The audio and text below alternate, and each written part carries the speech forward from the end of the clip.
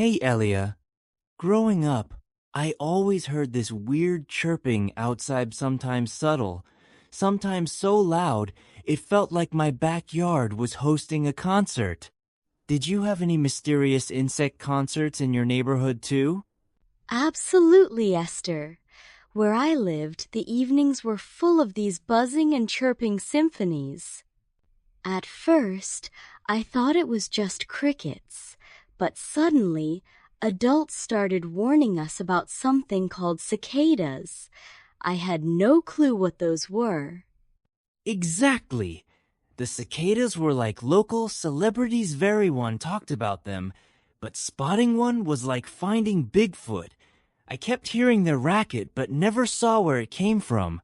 It felt like a noisy mystery right outside my window. Same here. When I finally saw a cicada, I was surprised by how, well, unassuming they looked for such loud critters. It made me wonder, how do these tiny insects fill entire neighborhoods with sound? That's a perfect lead-in to today's deep dive. Let's unravel the secrets behind these backyard noisemakers and their unique ways of shaking up summer nights. Let's start with the basics. Making noise. Humans have all sorts of tricks: shouting, singing, clapping, stomping. But insects obviously don't have vocal cords. How do they pull off their own version of rock music? Great question. Insects are built completely differently. Instead of mouths, they might use wings, legs, or even parts we don't have names for. Imagine if you could make noise just by wiggling your knees or flicking your elbows. That's a wild image. So, while we might use our hands for applause, insects have to get creative with the body parts evolution handed them. It's like giving a band only drums and telling them to play a symphony. Exactly. And each insect group has its own instrument. Grasshoppers, crickets, and cicadas all use different body parts for their signature sounds. It's nature's version of a family band. Everyone brings something unique to the jam session. Let's zoom in on grasshoppers first. Their sound is iconic, almost like summer's background music. But what's actually happening when they start their serenade? Grasshoppers are like violinists, but instead of bows, they use their legs. There's a row of tiny bumps or ridges on their back legs. They rub these against their wings really fast, creating that familiar chirping sound. So, it's like running a stick along a washboard? That's a classic old-timey music trick. Exactly. Scientists call this stridulation. The speed and rhythm can change the pitch and volume. Some grasshoppers can rub their legs more than 10 times per second. That's a workout any drummer would envy. Now, crickets get their own spotlight. Their sound is a bit different, softer, sometimes almost musical. How do they play their tune? Crickets are fascinating because they use their wings, not their legs, for music making. They have ridged wings, and by rubbing one wing against the other, like striking two combs together, they produce that classic cricket chirp. That's slick. It's almost like they're playing miniature cymbals. Do all crickets sound the same? Not at all. Different species have their own songs and even change their rhythm depending on temperature.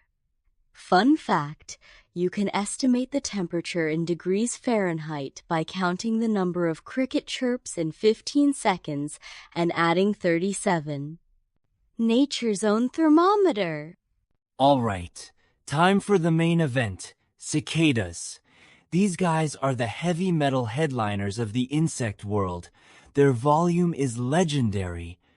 But what's their secret weapon for making so much noise? Cicadas have a secret structure called a tymbal.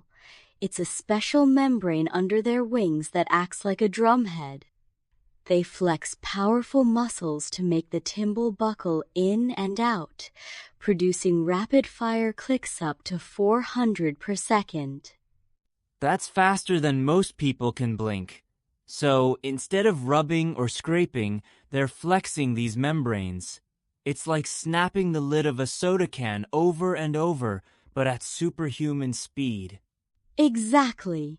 And when dozens of cicadas synchronize their clicks, the sound amplifies. That's why a single cicada chorus can reach over 100 decibels louder than a motorcycle engine or a rock concert. Let's get a bit technical for our listeners. We've talked about rubbing and flexing, but what actually causes these sounds to travel across a neighborhood? Great question. All sound is vibration. When a grasshopper rubs its ridges or a cicada flexes its tymbal, they're sending vibrations into the air. These vibrations become pressure waves, what our ears recognize as sound. So, whether it's a cricket's wing or a cicada's tymbal, it's all about moving air molecules and creating waves. In a way, insects are tiny engineers, designing their own acoustic devices. Exactly. And the shape of their bodies helps amplify the sound. Some cicadas even have hollow abdomens that act like resonance chambers. Think of it as having a built-in speaker system. One cicada can be loud but an entire chorus? That's next level. How do they manage to sync up their sound so perfectly? It's a natural phenomenon called chorusing.